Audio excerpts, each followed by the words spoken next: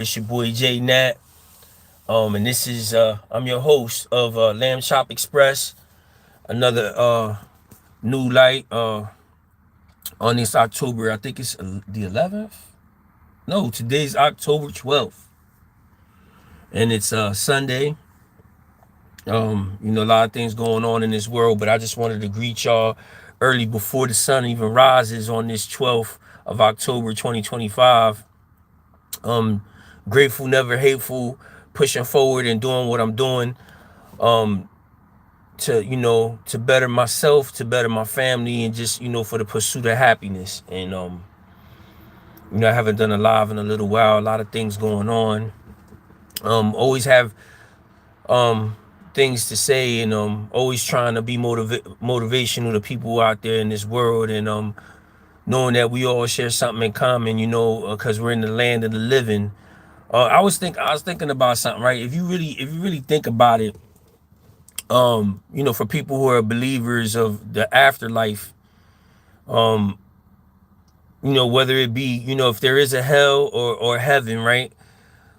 Um, we never die. It's actually we're always living. A lot of people think that we don't, but for people who do, it's kind of like life after death. A lot of people there's just a lot of things that kind of point towards the fact that we're gonna live forever.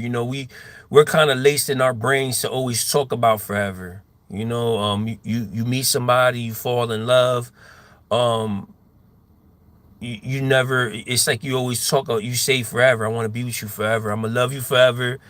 I hope this feeling never dies. And these sayings are sayings that are kind of like in us, like we want to be here forever, knowing that we can't be in the physical. But you know it just kind of makes sense that the Most High Yah, he created us for a place that's eternity. Like, this place was like a second heaven. And until sin came into the world, that's when death came about. But some people don't believe that, and you got a right to believe that. You know what I mean? Everybody to each his own. I can't force you guys to think how I think, but honestly speaking, man, even if people go to hell, they're not dead. You know, they're dead to this world. Just because we don't exist on this plane no more doesn't mean that you know we're dead. Because we live on. Hopefully we go into a place that's better, like paradise. Like to be, having renewed bodies of youth, and to be doing, to live with our Father in the kingdom. And a lot of people talk about, it's another thing. A lot of people talk about, these talking points I've said before. I just, remind people, it's just like it's early in the new light, bro. Like it's a new light. And before the light even comes up, I'm talking like this because this is something that I was raised to know. And everybody can have their own outlook on life, and what they say about opinions. So it is what it is, man. I just we're optimistic thinkers, man, and we're thinking of a place that's better than this. So what's really attractive, what's youthful and what looks good, and then when we get older, we're like, oh man, it's like, we're all gonna lose our looks, our strength, and that's just not nothing to look forward to. But in a way, um, if we do right, man, we'll be graduating to a better place than this. And for people who don't think this, I feel bad for them, because it's like you think that this is your heaven on earth. Anything that we achieve on this earth, man, it's fleeting. You know, we could have all the money in the world and have enough money to take care of ourselves till death, and you know, um, and the things that really matter are the ones that we love. And sometimes we don't really see that. Sometimes I'm guilty of not really seeing that. But I know that regardless of whatever's going on, man, I'm gonna keep pushing. I'm not gonna be a slave for the money, but I'm gonna make this money. I have a lot of thoughts that I'm talking to the Most High about. And it's a very lonely walk. At times I feel I have no friends, and that's okay. You know, it's okay. It's not okay, but it's okay because I'm not so popular to people. And like I said before, I feel like a lot of people, they're in secret competition with me, and I'm not in competition with you. You know, I'm just kind of like looking at people like, man, I hope the best for you. You know, whatever's going on, I hope it's working out for you. I hope that your spouse is being faithful. I hope that you guys are finding happiness and joy in the things that you choose to do. And I hope that you're not trying to like be a crab or cramp somebody's day or make somebody feel bad. And you know, we all on this earth to do something greater than what we think we're supposed to be doing. And at times, this is what I do. You know, because I know I'm not gonna be here forever. Um, I seen this thing one time. They was talking about, you know, just think about 100 years from now, we're not gonna be here, and people gonna live in your house, and they're gonna be driving your car, and people are probably not gonna be driving my car, but they're gonna be, you know, in the space where you were at, and you're not gonna be here. And well, okay, we all know that, you know, but what are we doing while we're here? You know, and it's kind of like this world is, it's a dumpster fire, man. It's a dumpster fire, you know, because only thing that people are really attracted to is like money. And you know, people are obsessed with like sexual things. And you know, I used to be obsessed with, you know, sexual things, and feel like I couldn't survive without it. Like, you know, like ever since I lost my, you know, TMI, right? Ever since I lost my virginity, I always felt like, man, I couldn't go long without being with a woman. And then, you know, I didn't have a father there to teach me how to go about it. So, you know, I was talking to everything walking. I'm like, hey, hey, lady, how you doing? You see what I'm saying? Like, but I grew out of that, you know, and I was just, you know, I was talking to, I'm saying a lot, and I don't care. You know, I was talking to my stepson last night. He just turned 21. And I love that boy, man. I knew him since he was 8. And I taught him how to ride a bike. You know, that was major. And I know his father wasn't too happy about that, you know, but I want to be as good as I can to people. And I was talking to him last night about life. And you know, when you're young, you're still figuring it out. You know, and he went to college and he had a girl, and then he stopped going to college, and you know, the long distance relationship thing. And you know, he had to like, you know, still cool with the girl, but still, you know. And I just keep on trying to reiterate the Most High to him, because I made a lot of mistakes. I don't want him to make mistakes I made. I went to the county jail more than a few times as a young man. You know, not state prison or nothing like that, or the penitentiary, but you know, I was there enough to know that I shouldn't have been there, but that was the walk I went through. And I was trying to tell him, man, I was in fights in jail, and I've been through a lot. You know, I had to learn the hard way. You know, I was with with young ladies, that beautiful young ladies too. You know what I mean? And truth was is that I couldn't take care of them. I wasn't in the right state of mind. You know, I might have had like some things that they liked about me, but and I keep trying, and I was stressing to him these things, that until you take care of yourself, you ain't gonna be able to take care of a woman. You know, and that's something that I always told my nephews. I have a lot of young men in my family, and you know, I always try to stress to them that, you know, until you take care of yourself, you know, you're you're always gonna be missing or lacking something that you need to be doing to take care of a woman. And I know a lot of women probably was looking at me, the young, you know, when I was young ladies was looking at me like, man, I like Jay, man, but Jay can't take care of me. And that is part of being a man, is being, you know, how you gonna start a family if you can't take care of a woman? You know, but I was telling him, man, I'm proud of him. His mom, I don't know where the conversation came from, but she was like, yeah, you know, I said, yeah, he turned 21. I said, yeah, I drink a little shot with him or something. And I didn't think that, you know, she was gonna tell him that, but she told him, and he came over. He came over to drink, and I was just like, I was tripping because I'm not really big on drinking.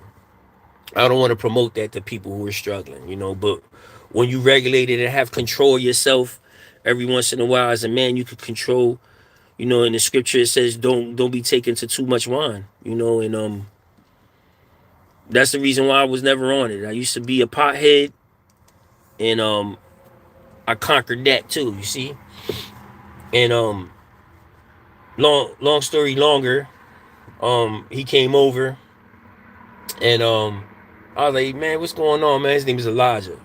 And I was like, what's going on, my son?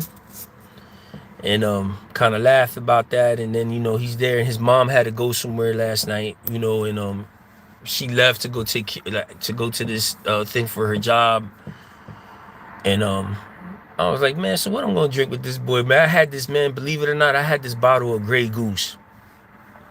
I had this bottle,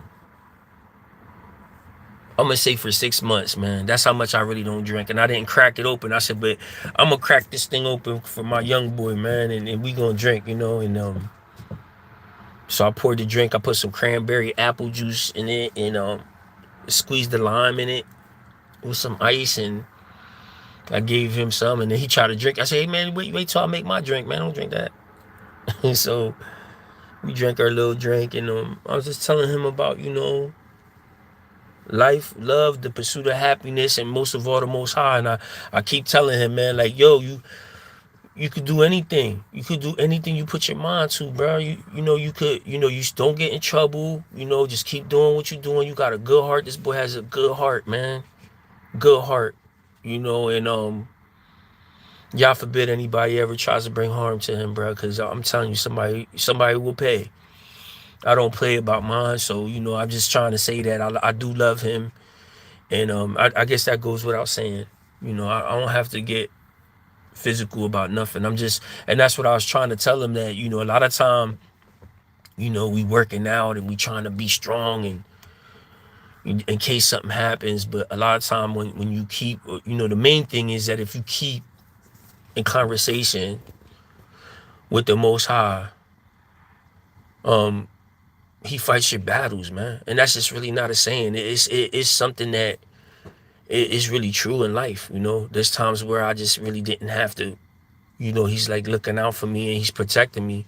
You know, we want to know and believe that, you know, when he loves his children, he protects his children. So it's something like kind of a lot of the stories I do be having a you know, a little bit of I question sometimes, like, man, this story sounds crazy. Like, why would the Most High, if he loved Job, allow that to happen to him? You know, but he had a hedge of protection around him. And then, you know, just for, like, I guess to be a test, you know, to testing. And that's hard to accept, that the Most High is gonna allow a test to come to you that's that bad. You gonna hurt me that bad? You gonna take away my kids, my 10 children?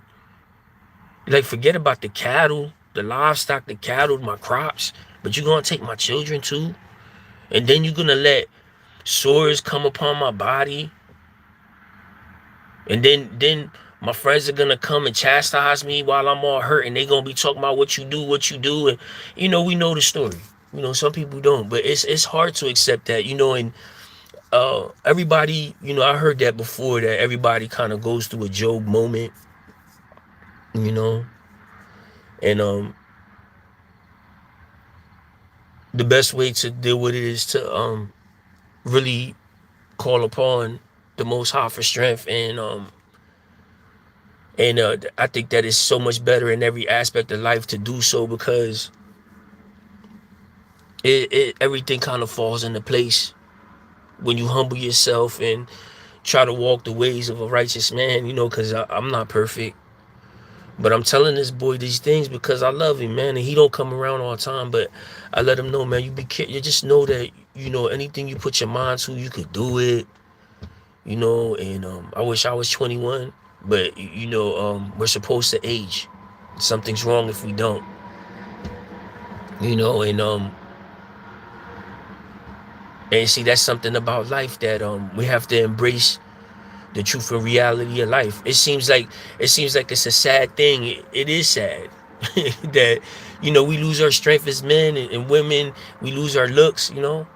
And I was telling Elijah, like, you know, sometimes I pray to the Most High to preserve me, you know, to keep me young as long as He can. And You know, you ever notice that people, they start looking like death because they talk about death.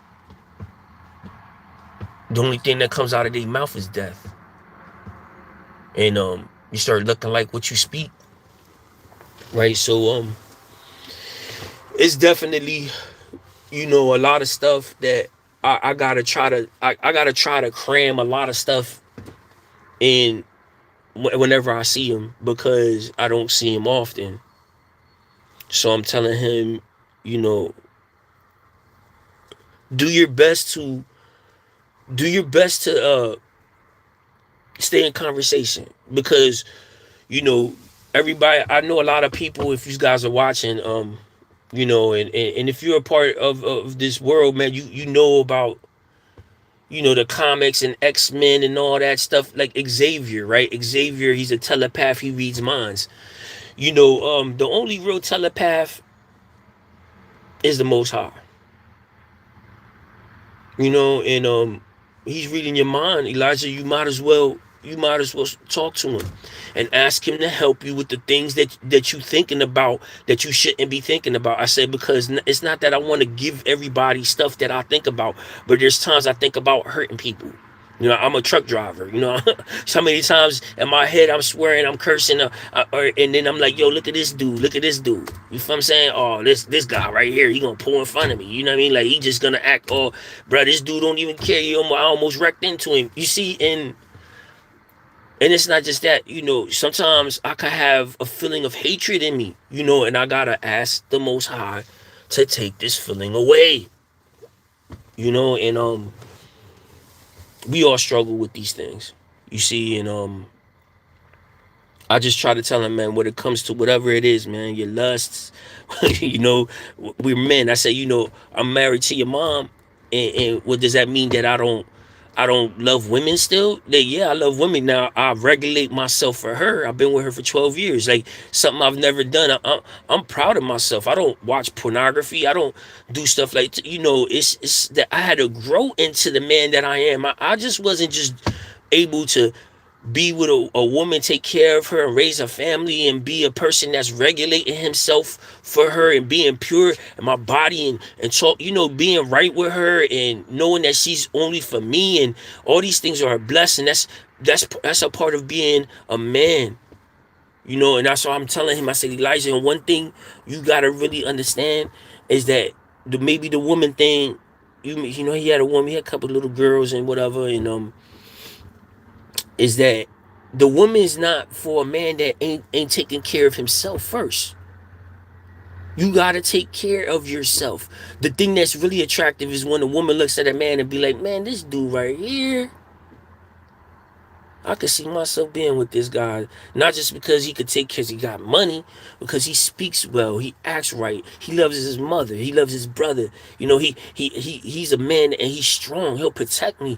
The dude don't take no shorts, but he's smart. And all these things I'm telling him, like, you know, you could do anything you want to do, bro. You could do UFC.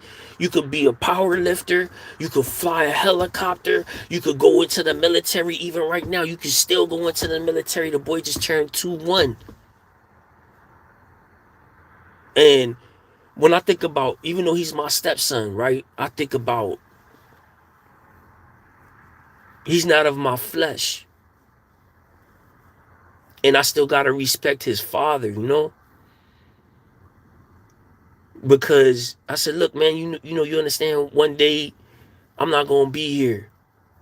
I'm not going to be here, and you still going to be here.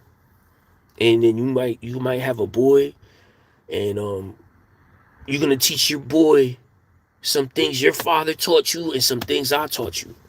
Because what we do is, unconsciously or consciously, we gather all the good, even from bad people. There's bad people in our life, but we still was able to sit there and look and grab the good from them. Like, okay, I don't like this about my cousin. I don't like this about my uncle. I don't like this about my aunt. But then, you know what she does? Oh my God, she does this. He does this. And then we take all these things, and then we try to be the best example of all the people we seen. You know, and sometimes we do pick up some of their bad things. You know, but I poured into him, And I gave him a watch, because I collect these watches. I got like, I got a little watch collection. It's not the Rolex collection yet, Hopefully one day it could be the Rolex collection. But I was telling him, I gave him this watch. So it's a watch where it doesn't need a battery. You just shake it. You shake it, and it has an internal battery, and I forget what it's called. It kind of automatically just starts ticking. But if you don't use it for a while, it'll stop ticking. If you don't use it for a long while, I assume it stops ticking, and then you shake it up, and it'll start ticking again. So I gave him the watch. I said, "Look, man, you got a choice of 4 watches. Like it's like this joint I got right now. It's the same brand. You know what I mean? And it's an Invicta watch, and I like the Invictas. It's not too pricey. They look good. But I gave him the watch, and then I was telling him, this watch. I said these watches. I said it symbolizes a lot about time. Time. What do they say about time? And he's like stuck. That's my young boy, and I know he's smart, but that's my young guy right there. I was like, um, they said time is of the essence. I said, they say time waits for no one. They say time flies when you're having fun, but you'll notice that time flies even when you're not having fun. One day people, I don't know if ever some people ever come to the point where they understand that time flies even when you're not having fun. But time is of the essence. Time flies. People say take your time. I said, what's another word for that? Take your time. Patience. What do they say about patience? They say patience is a virtue. What do they say about men, trying to find a woman? They said you want to find a woman, a virtuous woman. And I was trying to tell him, I'm a lyricist, man. And a lot of these words, you could just take a word and then see what the word means, and then, a lot of this came from my mom beating me in church as a child. I was literally getting the fear of the Lord beat into me, and I joke about it, but it's the truth. So yeah, man. I hope he lives many more. Many more. Many more years. And man, did I even get this? I'm waiting for my load, you guys. It's your boy NAT, and this is Lambchop, Lambchop Express. You know where I get that from? I don't know if you guys know. You guys ever watch Big Trouble Little China?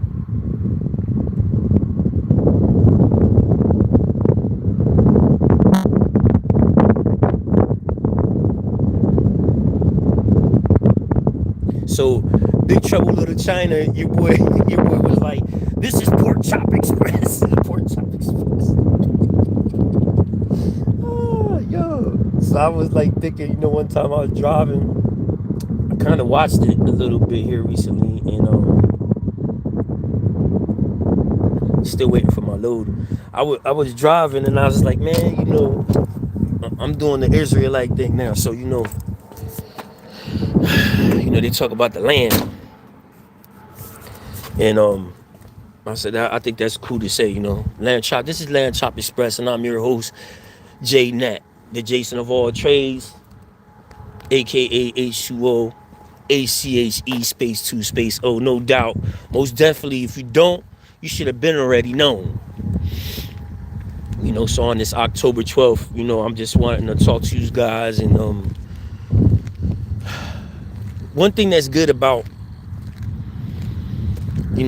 social media, anti-social media, I call it anti-social media, but social media is kind of cool because back in the days people was walking around with the big camcorders trying to record themselves, and I know that if one day, y'all forbid, I die, my son could see me, still hear me, my people could still, hey, yo, let me see, what, I want to listen to Jay, I want to hear, I wasn't having the opportunity to speak to him when he was here, and I didn't take advantage of the fact that he was here, and they'll probably regret it one day, maybe not, but I just think that it's cool for my son, my daughter, and my two daughters, and my son, and some people who love me, and even the people who don't love me. If because there's only so many people we could relate to, but it's like I have a lot of things about me that I don't reveal, but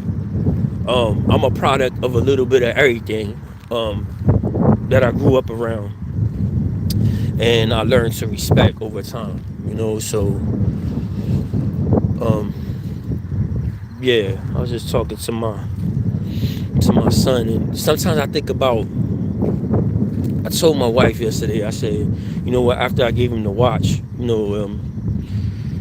gave him a little bit of money, and I was thinking, man, like my son now, how much I want to pour into him and give him, and the best thing I could give to him is the Most High.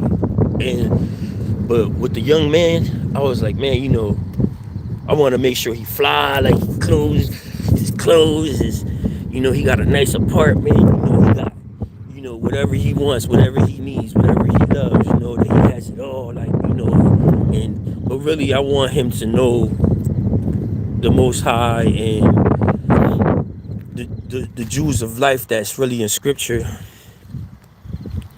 and how to treat people, and the most important relationship that he needs to have first and foremost, because people are going to fail him, people are going to test him, bouts of loneliness are going to come.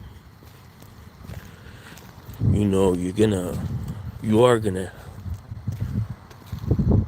have your heart broke. You're gonna be heartbroken about females or whatever. I talk about that a lot too, because me going through it and not having my father around always made me like, it's kind of like I was cool. I thought I was cool. You know what I mean? Like I didn't need him. You know what I mean? But I witnessed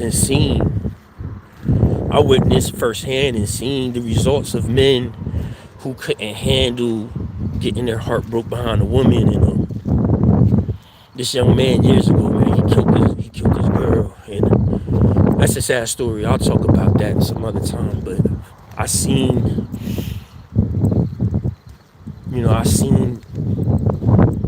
I was driving, and one time, and I don't want to talk about the whole story, but I was driving and car on the side of the street. When I was driving, I went around the car, got out the car, looked, and there's two people shot in the car, and I was like, man. I backed up off the car, and I was like, man, somebody probably shot them. And here come to find out, the dude was in love with the girl, and the girl was gonna leave him, and man, it was bad, and so I always said to myself, man, one of the greatest tests a young man could go through is getting his heart broke, because, so this is the saying that I didn't come up with it, but it's just a fact of life, but I kind of put it into my own words. What I said since that happened, since this is years ago, is that a man doesn't become a man until he gets his heart broke and gets over it.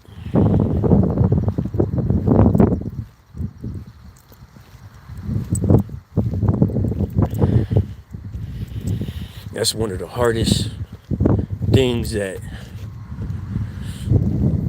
a young man is going to experience, and so that's why I try to talk to him about the Most High and tell him that he's handsome and he's smart, and as long as you keep putting the Most High first, man, the Most High is gonna find that woman for you, man. You don't go crazy, don't do nothing over that woman, man. Don't do nothing over that girl that you're gonna regret.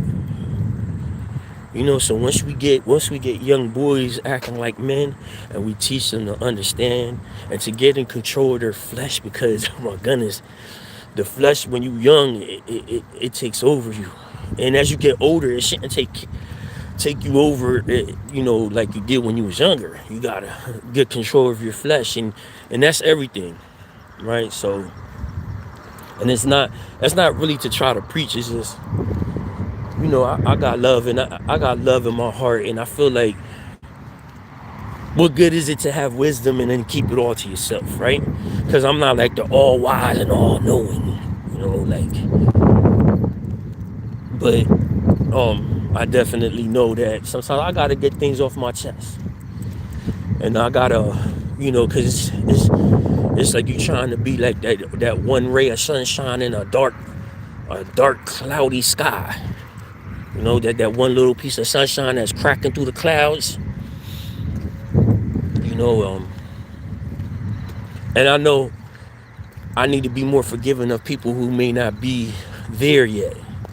And sometimes I can't judge so harshly, because if I judge that harshly, I guess I would never get to the place where I'm at now, right? And I bet you a lot of older people was looking at me like, boy, if you don't get your together, bruh, if you don't get it together, man, wait, this young boy is a nut. And then that's the whole reason why, another thing about time, that we just gotta give thanks that with time, you know, you get better. You see what I'm saying? That's another saying. With time, you're supposed to get better. Like wine. It takes time to age and get refined, like wine. So I was telling him all these sayings about time, and telling him how the Most High lives outside of time and created time, and it's just so hard to believe. And that's one thing too. I was telling him with the Most High, it's hard because we're in this physical. To think that, man, well, where he come from? They said he always existed, was always here, and that he made this world. He spoke it into existence. Every molecule, like he spoke it and he formed it, and it happened. And it's so deep, and I would rather believe in that than believe in nothing, because it don't make sense that nothing it was nothing, and then all this is everything. Is so many systems. There's so many systems. That's why in the scripture it says, look at the ant. You look at the ants, and like, look at how they build. They have a whole society, a whole system. And, you know, I just wanted to say that, you know, we striving for perfection. We're not perfect. And I think that even in the afterlife, we're still growing and we're learning. And, you know, we just got to try our best to make just do with what's provided. Don't let these systems in this world, or people that's going on and whatever just going on in this world, control your mental. Don't get caught in the social media too much, because some things I watch and I just be like, you know what, to be honest, I kind of liked it better when I didn't get to see everybody doing what they're doing. Some people doing great things. Or I feel like, you know, I don't like everybody's opinion being in my face like all the time. So that's my choice. It's my choice to just not look at it. But a lot of the youth, or even grown people, man, watch what you're putting in your brain, bro. That's just like overloaded. It's just like, I could watch a little bit of stuff. I be like, the combination of the whole world and things that they're doing, sometimes it's better just not to know what's going on out here, you know. But then it is. So you got to balance all that out. But look, man, once again, it's your boy NAT. This is Lambchop Express. I'm hoping that you guys are finding peace and joy in your day every day. You can see, look, it's dark. You know, so every new light, but even before the light comes off and come up, you know, I'm giving praise, and I'm hoping that the Most High guides you and puts you in a place of happiness and joy. And if you don't got it, seek it, find your peace. And, you know, if you knew better, you do better. So know better and do better. And look, man, y'all take it easy. Y'all be blessed, man. It's your boy NAT, man. This is Lambchop Express. Till next time, I love you, man. Peace, love, and hair grease, man. 100, 1,000, 1 million, 1 billion, 1 trillion, 1 zillion.